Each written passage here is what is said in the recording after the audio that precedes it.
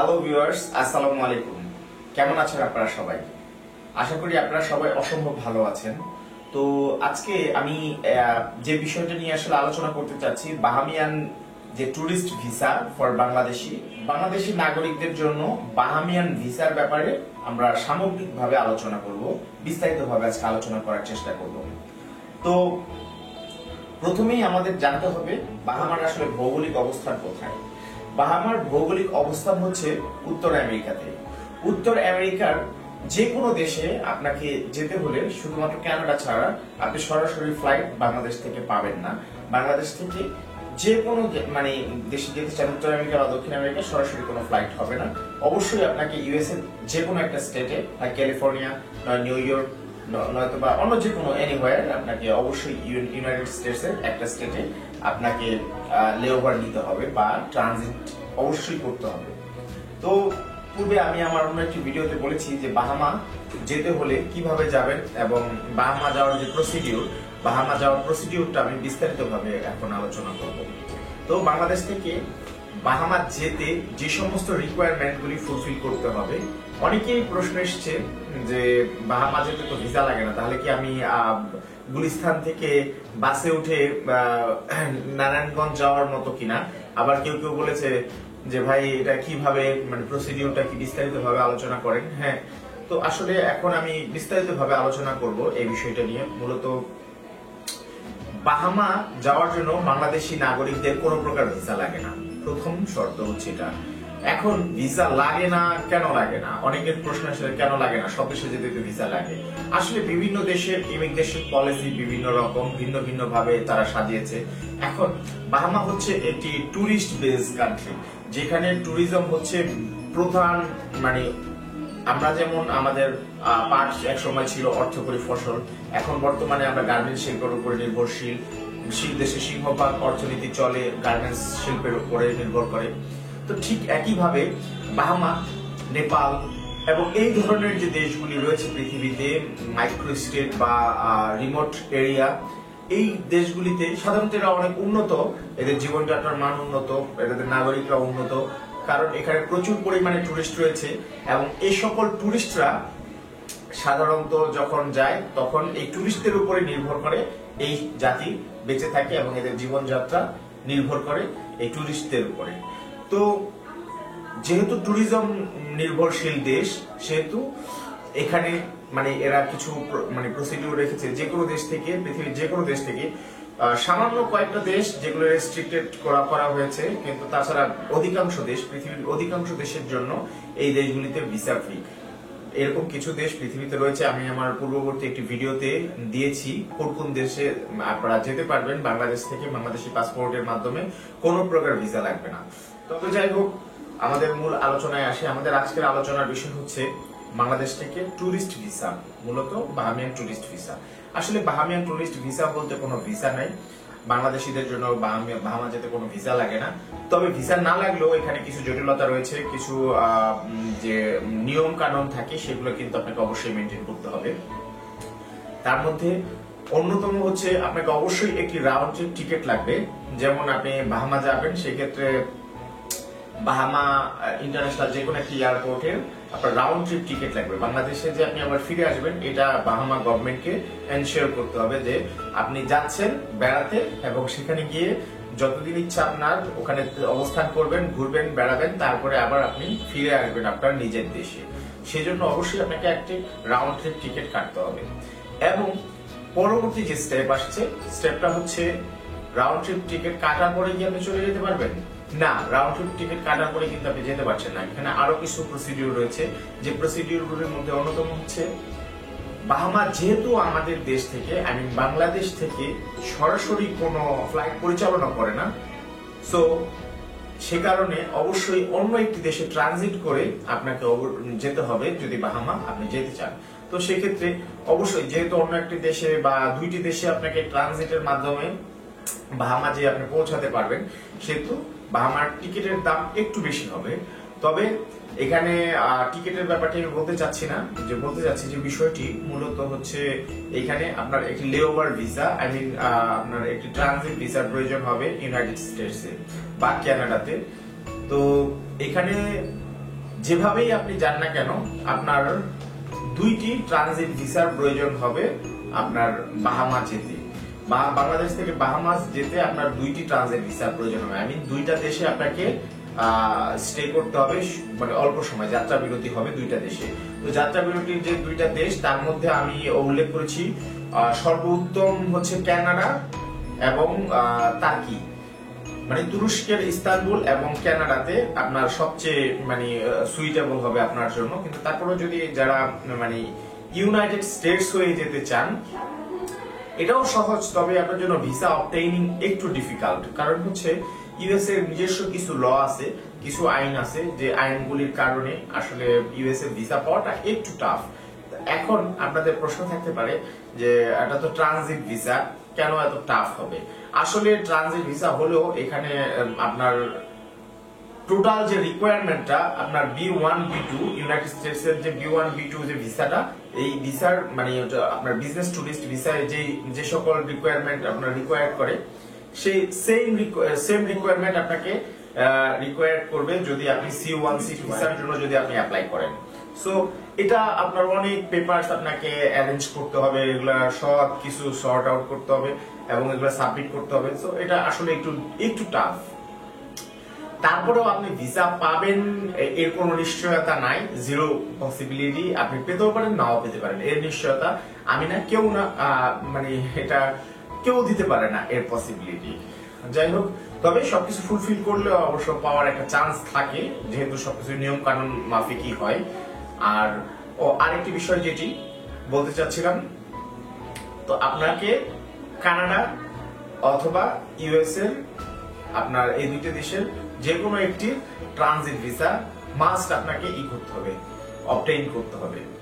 এখন কথা হলো ইউএস এর ট্রানজিট ভিসার ক্ষেত্রে আপনাকে 10 থেকে 15,000 টাকা ব্যয় করতে হচ্ছে, ট্রানজিট ভিসার জন্য আপনাকে পে করতে হচ্ছে, এবং আরো কিছু আনুষঙ্গিক ব্যয় কিন্তু থেকেই যাচ্ছে।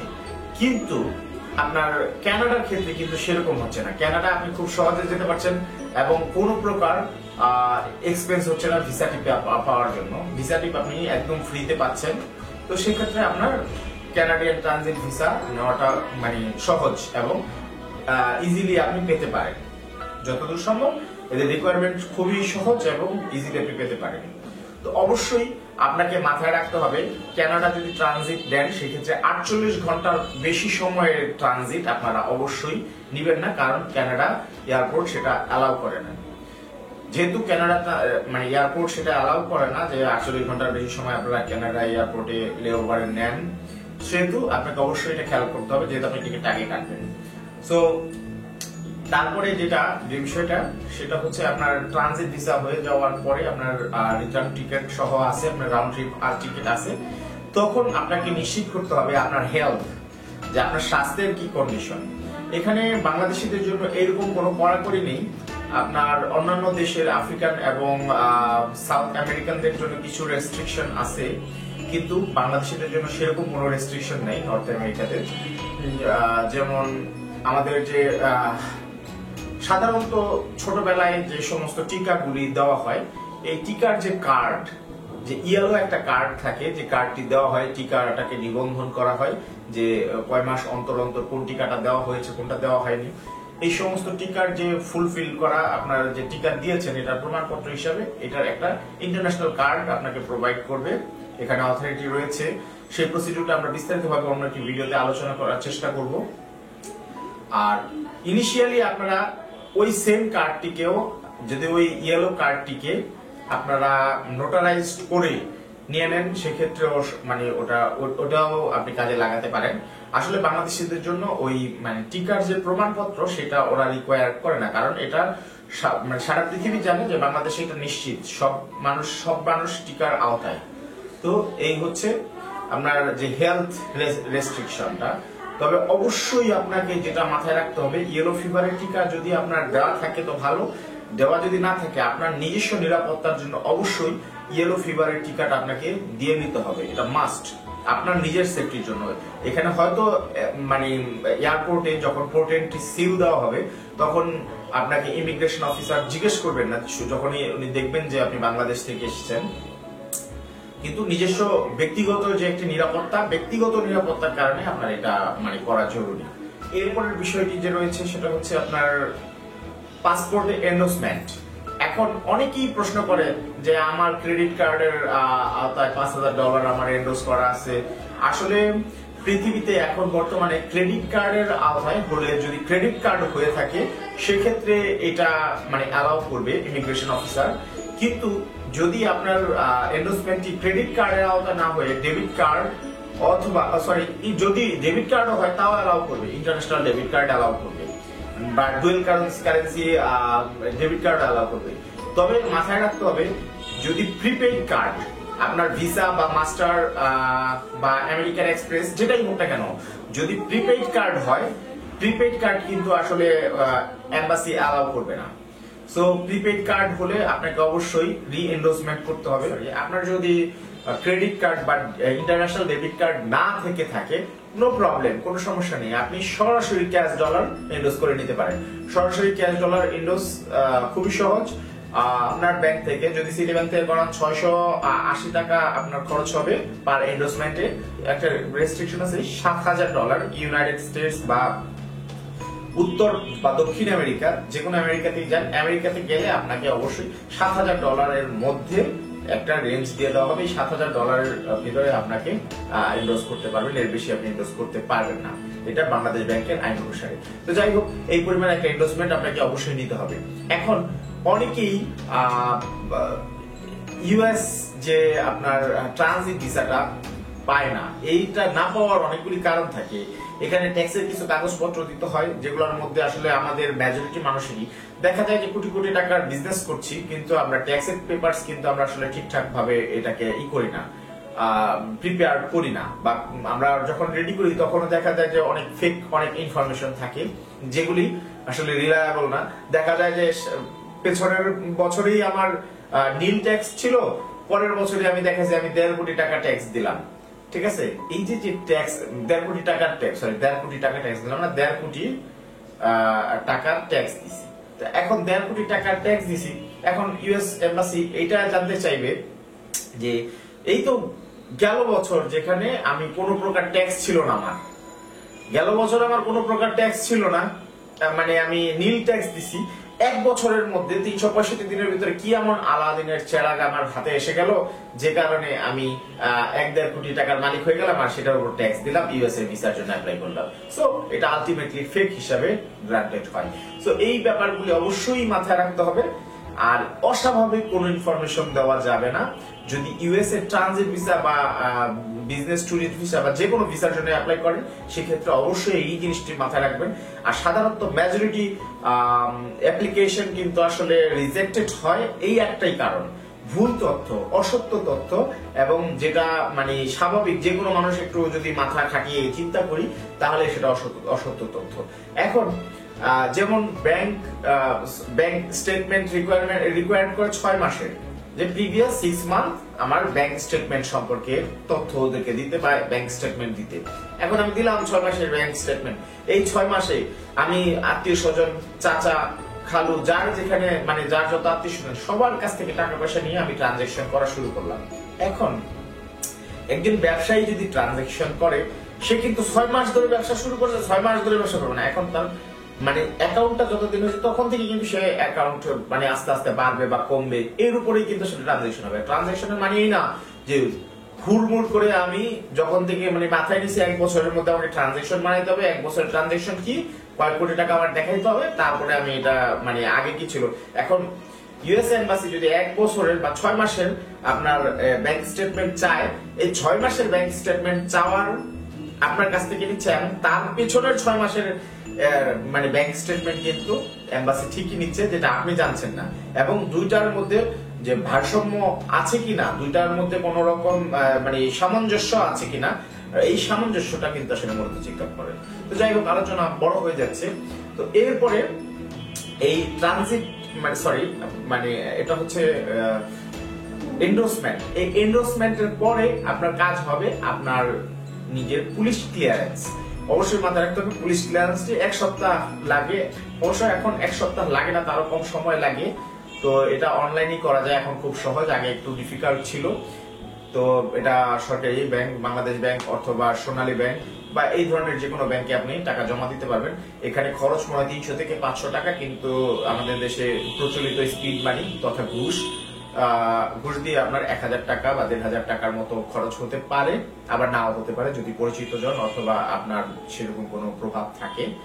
এই আর হচ্ছে তারপরে যে কাজটা করতে হবে, আপনার এই পেপারস গুলি আপনার round trip ticket, transit visa, endorsement, মানে সরি একটু ভুল বলছি, আমি সিরিয়াল মেনটেন করে বলছি, সেটা হচ্ছে আপনার রাউন্ড ট্রিপ টিকেট, এন্ডোর্সমেন্ট, তারপর হচ্ছে পুলিশ ক্লিয়ারেন্স, তারপর হচ্ছে আপনার এই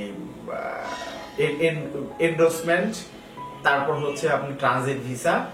এই সমস্ত কিছু যখন আপনার ফুলফিল হবে তার মানে আপনি রেডি। এরপরে আপনার নিতে হবে হচ্ছে মানে স্বাস্থ্যের যে ব্যাপারটা, রিকোয়ারমেন্টটা, এটা যদিও রিকোয়ার করে না, তারপরে সেফটি রিজন আপনাকে নিতে হবে। সেফটি রিজন হচ্ছে আপনার ইয়েলো ফিভারের যে ইন্টারন্যাশনাল যে সার্টিফিকেশন, এই সার্টিফিকেশনটা আপনার থাকতে হবে। হেপাটাইটিস বি এর টিকা লাগবে, আর হচ্ছে আপনার যে চাইল্ডহুড অবস্থায় যে সমস্ত, ইনফ্যান্ট অবস্থায় যে সমস্ত টিকাগুলি দেওয়া হয় মানে প্রচলিত নিয়মে, সেই কার্ডটি, যে শিশু অবস্থায় আপনার যে কার্ডটি করা হয়েছিল টিকা প্রদানের জন্য, সেই কার্ডটি আপনাকে অবশ্যই সংরক্ষণ রাখতে হবে, সেই কার্ডটি সাথে নিতে হবে। এবং ওই কার্ডটি যেহেতু বাংলায় আমাদেরকে দেওয়া হয়েছে, সেহেতু ইমিগ্রেশন অফিসার তো সেটা বুঝবে না, সেক্ষেত্রে অবশ্যই আপনাকে নোটারাইজ করে নিতে হবে ওই ডকুমেন্টসটি। আর যে কোনো নোটারি পাবলিকের কাছে গেলে আপনার ওই ডকুমেন্টসটিকে নোটারাইজ করে দিবে। আর হচ্ছে আপনার লাস্টলি যেটা হচ্ছে আপনাকে অবশ্যই আপনার যে কোভিড-19 যে প্যান্ডামিক, এই প্যান্ডামিকের জন্য আসলে অনেক রেস্ট্রিকশন রয়েছে এখানে। যে পিসিআর টেস্ট, কোভিড প্যান্ডামিকের টেস্ট রেজাল্ট অবশ্যই 72 ঘন্টার মধ্যেকার যে টেস্ট রেজাল্ট সেটা নিতে হবে। তবে এখন বর্তমানে এটার জন্য একটু ছাড় রয়েছে, যেহেতু যারা টিকা অলরেডি দিয়ে দিয়েছেন, টিকা দেওয়া হয়েছে যাদের, তাদের ক্ষেত্রে এই রেস্ট্রিকশন মানে সহজতর বা শিথিল করা হয়েছে। আপনি টিকার যে সনদটি, সেই সনদটি বা সার্টিফিকেটটি সাথে নিলে আপনার মানে টেস্ট করার প্রয়োজন হচ্ছে না। এরপর যেহেতু দুইটি দেশে, বাংলাদেশ থেকে যেতে হলে আপনার দুটি দেশে ট্রানজিট ভিসার প্রয়োজন আছে, তো দুইটি দেশে ট্রানজিট ভিসার মধ্যে ইউএস এর ভিসা রিকোয়ারমেন্ট ফুলফিল করেন, ইউএস ভিসা, ট্রানজিট ভিসা পেলেন, সবকিছু ফুলফিল হয়ে গেছে, আপনার সবকিছু কমপ্লিট। তো সেক্ষেত্রে শেষের দিকে এসে আপনার কিন্তু আসলে মাথায় আসতে পারে যে আমার ট্রানজিট তো অন্য আরেকটি দেশে আছে, সেটি কোনটি? তখন আপনার টিকেটে দেখলেন আপনার ট্রানজিট রয়েছে দুবাইতে, মানে আবুধাবিতে, দুবাই বা আবুধাবিতে, অথবা জেদ্দাহ, অথবা আপনার কাতারে, মানে আমি দোহাতে, অথবা আপনার তার্কিতে। এখন কথা হলো, যদি আপনার এই যে 4টি দেশের কথা বললাম, এই 4টি দেশে কিন্তু আপনার ট্রানজিট ভিসা লাগবে না, ট্রানজিট ভিসা ফ্রি, বাংলাদেশিরা আপনারা অনায়াসে চলাচল করতে পারেন। তবে প্রত্যেকটি দেশের নিজস্ব কিছু ল আছে, ট্রানজিট ল। যেমন ধরেন কাতারের একটি আইন আছে, একটা নির্দিষ্ট সময়সীমা আছে এবং একটি এরিয়া আছে, একটি গন্ডি আছে যে ট্রানজিটের জন্য সুনির্দিষ্ট। আবুধাবির একটি গন্ডি আছে, বিশেষ করে আবুধাবিতে আপনি কতক্ষণ থাকতে পারেন, 24 ঘন্টা বা 48 ঘন্টা, এরকম একটি সময় আপনার থাকার একটি আইন আছে। আর আপনার দোহা বা আবুধাবি বা দুবাই অথবা ওইদিকে ইস্তানবুলও এরকম কিছু রেস্ট্রিকশন আছে, 48 ঘন্টা, 72 ঘন্টা, এই ধরনের রেস্ট্রিকশন আছে। তো অবশ্যই এগুলো মাথায় রাখবেন। তবে এই দেশগুলিতে আপনার ভিসা ফ্রি অ্যাক্সেস আছে। ভিসা ফ্রি অ্যাক্সেস বলতে আপনি ট্রানজিট জোনে অবস্থান করতে পারবেন, সেজন্য আপনার কোনো ভিসা লাগবে না। আপনি ট্রাভেল করার সময় এই দেশগুলির মাধ্যমে যদি ট্রাভেল করেন অন্য কোনো দেশে, সেক্ষেত্রে অবশ্যই আপনার ভিসা লাগবে না। তবে যদি আপনি বেড়াতে যান, ঘুরতে যান, অথবা ওখানে অবস্থান করতে যান, ওখানকার পরিবেশ পরিস্থিতি দেখতে যান, কোনো বন্ধুর সাথে দেখা করতে যান, অবশ্যই আপনার ভিসা প্রয়োজন হবে। তো ভিউয়ার্স, আমি বাহামিয়ান ভিসা সম্পর্কিত টোটাল তথ্য আপনাদেরকে দেওয়ার চেষ্টা করলাম। আর বাহামিয়ান ভিসা পাওয়ার জন্য আপনারা হয়তো একটা বিষয় আপনাদেরকে মানে বলা হয়নি, যেটা মিসিং, সেটা হচ্ছে যে এন্ডোর্স করব। আমরা এন্ডোর্স আসলে কোন ডলারটা করব? অনেকের মনে এই প্রশ্নটি আসে। এন্ডোজটা আসলে কোন ডলারটা করব, ইউএস ডলার বা বাহামিয়ান ডলার। এখন প্রশ্ন হচ্ছে বাহামিয়ান ডলার অ্যাভেলেবল কিনা ইন্টারন্যাশনালি। এটা কিন্তু একটা ক্রাইম। বাহামিয়ান ডলার শুধুমাত্র বাহামা ছাড়া, বাহামার বাইরে অন্যত্র কোথাও ব্যবহার আইনত দণ্ডনীয় অপরাধ। সুনির্দিষ্ট 100 কত ডলারের মতো, আমি সঠিক মনে করতে পারছি না। তো এর সুনির্দিষ্ট একটা পরিমাণ, সামান্য কিছু পরিমাণে বাহামিয়ান ডলার আপনার কাছে আপনি মানে সেভ করতে পারেন। সেটা হচ্ছে কি বলে এটাকে, মানে শখে আপনি করতে পারেন, কিন্তু আদারওয়াইজ প্রফেশনাল কোনো কাজে আপনি এন্ডোজ করবেন বাহামিয়ান ডলার, পৃথিবীর অন্য কোনো দেশ থেকে আপনি বাহামিয়ান ডলার এন্ডোজ করতে পারবেন না। এটা আইনত দণ্ডনীয় অপরাধ। দ্বিতীয়ত যে ইউএস ডলার, হ্যাঁ আপনি ইউএস ডলার এন্ডোজ করে বাহামা যেতে পারবেন। এবং খুবই ইন্টারেস্টিং একটি ব্যাপার যেটা হচ্ছে আপনার বাহামা যেতে হলে, বাহামা যেতে আপনি যে ডলারটা মানে করে নেবেন, এন্ডোজ করে নেবেন ইউএস ডলারটা কিন্তু আপনাকে আলাদাভাবে এক্সচেঞ্জ করতে হচ্ছে না কোনো মানি এক্সচেঞ্জারের কাছ থেকে বা কোনো ব্যাংক থেকে। আপনি চাইলে করতে পারবেন বাহামা গিয়ে, কিন্তু আপনি ওয়াইডলি ওরা অ্যাকসেপ্ট করে আপনার ইউএস ডলার। সমস্যা নেই, আপনি ইউএস ডলার দিয়ে যে কোনো কিছু, যে কোনো দোকান থেকে, ছোট দোকান থেকে, ইভেন আপনার রাস্তার ধারে যে দোকানগুলি আছে, ফুটপাতের যে দোকানগুলি আছে, সেই দোকান থেকেও, সমুদ্রের পাড়ে যে কোনো দোকান থেকে আপনি ক্রয় করতে পারবেন ইউএস ডলারে। সবাই আপনার ইউএস ডলারটি গ্রহণ করবে এবং আপনার সেম ভ্যালু আপনি পাবেন, সমস্যা নেই। এবং যেহেতু দুইটা কারেন্সিরই একই ভ্যালু, ইউএস ডলার সমান এক বাহামিয়ান ডলার, সো দুইটা কারেন্সির যখন একই ভ্যালু, আপনি এটা ব্যবহার করা আপনার জন্য খুবই সহজ। সো এটা আপনি ব্যবহার করতে পারেন এবং মানে এটা আপনার আলাদাভাবে কোনো এক্সচেঞ্জ করার কোনো কিছু নাই। আর সর্বশেষ আরেকটি যেটা মিসিং, সেটা হচ্ছে অবশ্যই আপনার রুম বুকিং এর প্রয়োজন আছে। আপনি বাংলাদেশ এয়ারপোর্ট যখন ক্রস করবেন, এটা ওখানে চাইবে না, কিন্তু আপনার বাংলাদেশ এয়ারপোর্টে এটা খুবই জরুরি। ওখানেও চাইবে, তবে এত গুরুত্বপূর্ণ কিছু না। যেমন ওখানে যাবেন, ওখানে গেলে আপনি কোথায় থাকবেন, আপনার রেসিডেন্স কোথায়, ওখানে কি কোনো বন্ধুর কাছে উঠবেন অথবা আপনি হোটেলে উঠবেন, কোথায় যাবেন, আপনার ডেস্টিনেশন কোথায়, কোথায় আপনি ওভারনাইট স্টে করবেন, সেই আপনার হোটেল বুকিং এর একটা কনফার্মেশন কপি আপনার কাছে থাকতে হবে। ইমিগ্রেশন অফিসার বাংলাদেশ এয়ারপোর্টে আপনার কাছে চাইবে।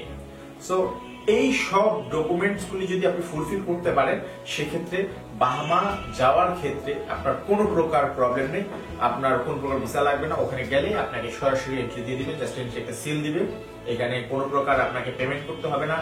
আপনার পোর্ট এন্ট্রি ভিসা অনেক সময় পেমেন্ট করতে হয়, এখানে আনকন্ডিশনাল আপনি সেখানে যেতে পারবেন। এবং আগে ছিল হচ্ছে 1 মাস সময়কাল বাঙালিরা ওখানে অবস্থান করতে পারত, কিন্তু এখন বর্তমানে সেখানে 3 মাস সময়কাল আপনি অবস্থান করতে পারবেন without visa, without any conditions. আপনি যে কোনো ভাবে যা ইচ্ছা তাই করতে পারেন, তবে হ্যাঁ অবশ্যই ক্রাইম করতে পারবেন না।